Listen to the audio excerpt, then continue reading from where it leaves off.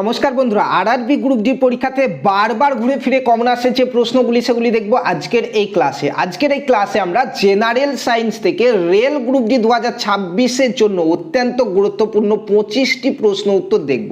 যে প্রশ্নগুলি আমাদের প্রিভিয়াস ইয়ারে আরআরবি গ্রুপ ডি পরীক্ষাতে বারবার ঘুরে ফিরে এসেছিল এবং 2026 সালের জন্য এই প্রশ্নগুলি তোমাদের জেনে রাখা অত্যন্ত গুরুত্বপূর্ণ। তো নমস্কার বন্ধুরা, আমি প্রতাপ কোনাই, প্রতাপ একাডেমির আরও একটি ক্লাসে তোমাদের সকলকে স্বাগত জানাচ্ছি।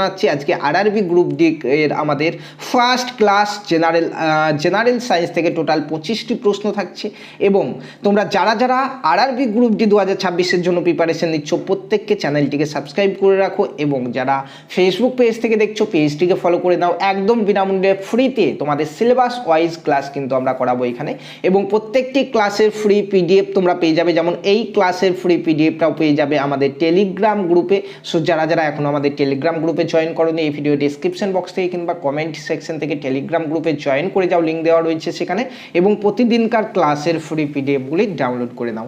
তো চলো বন্ধুরা দেখে নিই অত্যন্ত গুরুত্বপূর্ণ 25টি প্রশ্ন। প্রত্যেকটি প্রশ্ন কিন্তু আমাদের রেল গ্রুপ ডির পরীক্ষাতেই কিন্তু এসেছিল এবং বারবার ঘুরে ফিরে এসছে।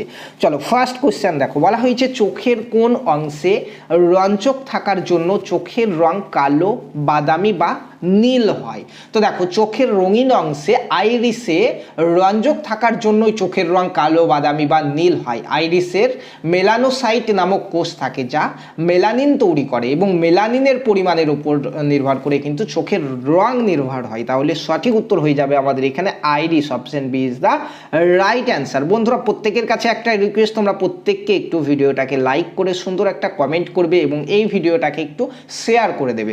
চলো নেক্সট কোশ্চেন দেখো, বলা হয়েছে যে একটি নির্দিষ্ট উচ্চতা থেকে কোনো বস্তুকে নিচে ফেলা হলো, যাত্রার অর্ধেক পথে বস্তুটি থাকবে কি? দেখো অপশন দেখো, শুধুমাত্র গতিশক্তি, শুধুমাত্র স্থিতিশক্তি, গতিশক্তি ও স্থিতিশক্তি এবং উভয় এবং কোনোটিই নয়। সঠিক উত্তর কি হবে?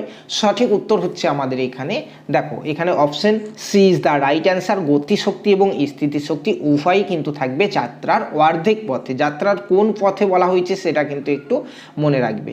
চলো নেক্সট কোশ্চেন, 3 নম্বর প্রশ্ন, বলা হয়েছে বায়ুমণ্ডলের অস্তিত্ব না থাকলে আকাশের বর্ণ হতো কি? সঠিক উত্তর কি হবে? তো দেখো বায়ুমণ্ডল না থাকলে আকাশের রং কালো দেখাতো, কারণ বায়ুমণ্ডল না থাকলে আলোর বিচ্ছুরণ হতো না, সেই কারণে আকাশের রং কিন্তু কালো হতো। এই প্রশ্নগুলি কিন্তু বারবার আমাদের গ্রুপ ডির পরীক্ষাতে ঘুরে ফিরে আসে এবং তোমাদের জন্য অত্যন্ত গুরুত্বপূর্ণ। ঠিক আছে, চলো নেক্সট কোশ্চেন, 4 নম্বর প্রশ্নতে দেখো বলা হয়েছে যে কেরোসিন, তারপরে তাপিন তেল এবং জলের প্রতিসরাঙ্ক যথাক্রমে 1.44, 1.47 এবং 1.33 কোন মাধ্যমে আলোর গতিবেগ সর্বোচ্চ হবে? তো রাইট অ্যান্সার হয়ে যাবে আমাদের এখানে option C is the right answer. জল হয়ে যাবে সঠিক উত্তর। ঠিক আছে, দেখো আমাদের পদার্থের প্রতিসরাঙ্ক বেশি হলে আলোর গতিবেগ কম হবে এবং তার জন্য জলের প্রতিসরাঙ্ক এখানে সব থেকে কম, সেই জন্য জলে আলোর গতিবেগ সর্বোচ্চ হবে। তাহলে option C is the right answer এখানে। চলো নেক্সট কোয়েশ্চেন, 5 নম্বর প্রশ্ন, বলা হয়েছে যে জলে ভাসমান কোনো বস্তুর উপর প্রযুক্ত ঊর্ধ্বগামী ঘাত কোনটি? দেখো এখানে অপশন রাইট অ্যান্সার হয়ে যাবে option C is the right answer. এখানে বস্তুর দ্বারা অপসারিত জলের ওজনের সমান হবে। ঠিক আছে, বস্তুর দ্বারা অপসারিত জলের ওজনের সমান। দেখো যখন কোনো বস্তুকে তরলে নির্গমিত করা হয় তখন তরলটি একটি ঊর্ধ্বমুখী বল প্রয়োগ করে যা প্লবমান বল হিসাবে পরিচিত। এটি স্থানচ্যুত তরলের ওজনের সমানুপাতিক হয়। বস্তুর ওপর প্রযুক্ত বলের সমষ্টি তখন হবে বস্তুর ওজন এবং স্থানচ্যুত তরলের ওজনের মধ্যে পার্থক্যের সমান। তাহলে option C is the right answer, বস্তুর দ্বারা অপসারিত জলের ওজনের সমান। চলো নেক্সট 6 নম্বর, প্রত্যেকটি প্রশ্ন তোমরা দেখতে পাচ্ছ আমাদের রেল পরীক্ষাতে কিন্তু বারবার ঘুরে ফিরে এসছে এবং 2026-এর জন্য অত্যন্ত গুরুত্বপূর্ণ।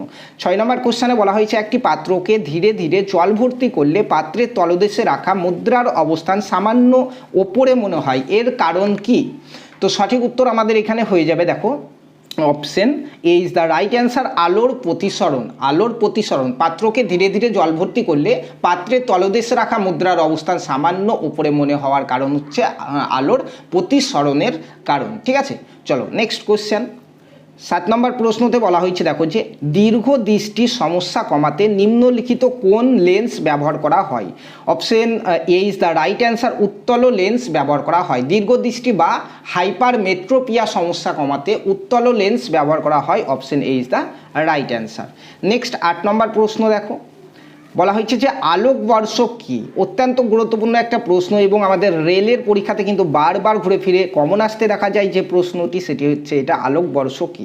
সঠিক উত্তর হয়ে যাবে যে আলো 1 বছরে অতিক্রান্ত দূরত্ব। আলো 1 বছরে যতটা দূরত্ব অতিক্রম করে তাকে আলোকবর্ষ বলা হয়, 1 আলোকবর্ষ বলা হয়। ঠিক আছে, option A is the right answer এখানে। নেক্সট কোয়েশ্চেন দেখো 9 নম্বর প্রশ্ন।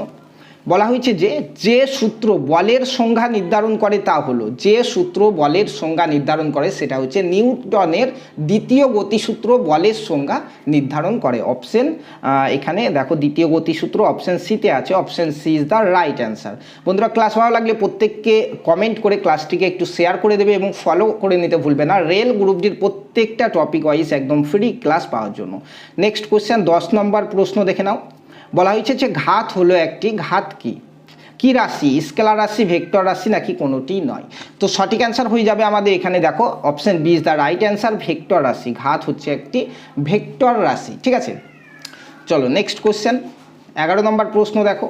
বলা হয়েছে একটি উড়ন্ত বিমানে থাকে কি, একটি উড়ন্ত বিমানে কি থাকে। সঠিক অ্যান্সার হয়ে যাবে আমাদের এখানে স্থিতিশক্তি এবং গতিশক্তি উভয় থাকে একটি উড়ন্ত বিমানে। Option C is the right answer. Next question বলা হয়েছে বার যে রাশির একক তা হলো, বার কোন রাশির একক। তো বার হচ্ছে আমাদের বায়ুমণ্ডলীয় চাপের একক, বার হচ্ছে বায়ুমণ্ডলীয় চাপের একক। ঠিক আছে, চলো নেক্সট কোয়েশ্চেন 13 নম্বর প্রশ্ন দেখো। বলা হয়েছে যে কোন তাপমাত্রায় জল জমে বরফ পরিণত হয়। অত্যন্ত গুরুত্বপূর্ণ একটি কোশ্চেন, কোন তাপমাত্রায় জল জমে বরফে পরিণত হয়। সঠিক উত্তর হয়ে যাবে আমাদের এখানে দেখো অপশন দেখতে পাচ্ছ A is the right answer, 0 degree Celsius. ঠিক আছে, প্রমাণ চাপে 0 ডিগ্রি সেলসিয়াস বা 32 ডিগ্রি ফারেনহাইট, এখানে সেলসিয়াস বললে 0 ডিগ্রি সেলসিয়াস আর ফারেনহাইট বললে 32 ডিগ্রি ফারেনহাইট, এটা একটু দেখবে অপশনে কোনটা রয়েছে। ঠিক আছে, 0 ডিগ্রি সেলসিয়াস বা 32 ডিগ্রি ফারেনহাইট তাপমাত্রায় বা এর নিচে বিশুদ্ধ পানি বা জল বরফে পরিণত হয়। ঠিক আছে, চলো নেক্সট কোয়েশ্চেন 14 নম্বর প্রশ্ন দেখো। বলা হয়েছে ক্যামেরায় ব্যবহৃত হয়। তো ক্যামেরায় কোনটি ব্যবহৃত হয়, এখানে দেখো option A is the right answer, ক্যামেরাতে ব্যবহৃত হয় উত্তল লেন্স। ঠিক আছে, নেক্সট কোয়েশ্চেন দেখো। বলা হয়েছে ক্ষমতার একক হলো, ক্ষমতার একক কি। তো ক্ষমতার একক হচ্ছে watt, option D is the right answer, ক্ষমতার একক হচ্ছে ওয়াট। ঠিক আছে, আন্তর্জাতিক একক পদ্ধতি বা ASI অনুযায়ী 1 ওয়াট সমান হচ্ছে 1 জুল প্রতি সেকেন্ড। ঠিক আছে, এটা মনে রাখবে। নেক্সট কোয়েশ্চেন 16 নম্বর প্রশ্ন দেখো। বলা হয়েছে একটি কাঠের ব্লক জলে ভাসছে, জলের পরিবর্তে অ্যালকোহলের ক্ষেত্রে কোন ঘটনাটি ঘটবে। অপশন দেখো এখানে সঠিক উত্তর হয়ে যাবে সম্পূর্ণ নির্জমিত অবস্থায় ব্লকটি ভাসতে থাকবে। Option D is the right answer.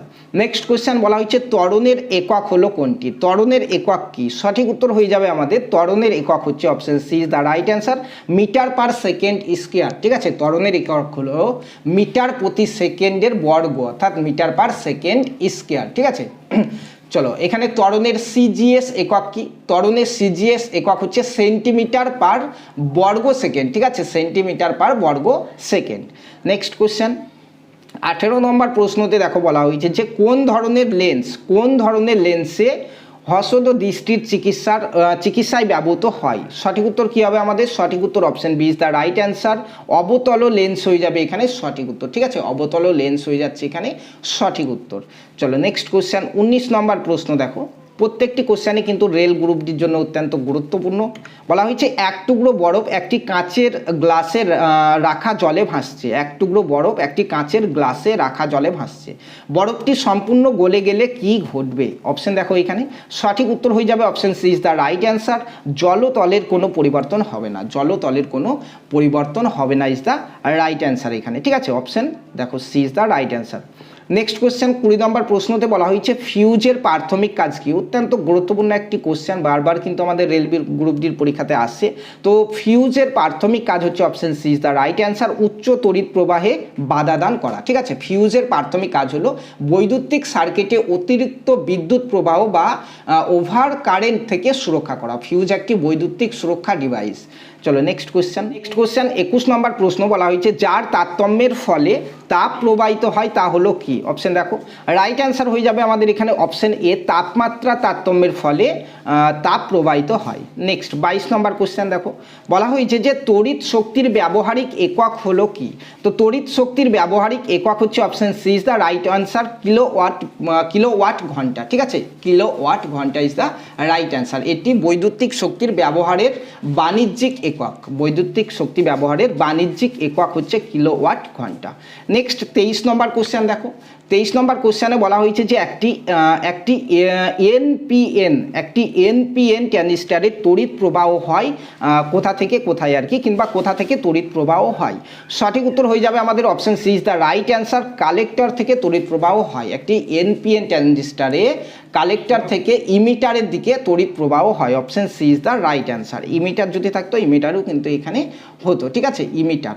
চলো নেক্সট 24 নম্বর প্রশ্ন বলা হয়েছে ঘনীভবন কি? তো ঘনীভবন হচ্ছে আমাদের অপশন এ দেখো, বাষ্প থেকে তরল রূপান্তর হচ্ছে ঘনীভবন। Option A is the right answer. Next question, last question আমাদের ক্লাসের, বলা হয়েছে যে কোন তাপমাত্রায় ফারেনহাইট এবং সেলসিয়াস উভয় স্কেলই সমান? অত্যন্ত গুরুত্বপূর্ণ একটা টার্গেটেড কোশ্চেন আমাদের 2026 সালের রেল গ্রুপটির জন্য। বলা হয়েছে কোন তাপমাত্রায় ফারেনহাইট স্কেল এবং সেলসিয়াস স্কেল উভয় স্কেলই সমান, অর্থাৎ মানটা সমান হবে। সঠিক উত্তর হয়ে যাচ্ছে -40 degree, -40 degree is the right answer এখানে।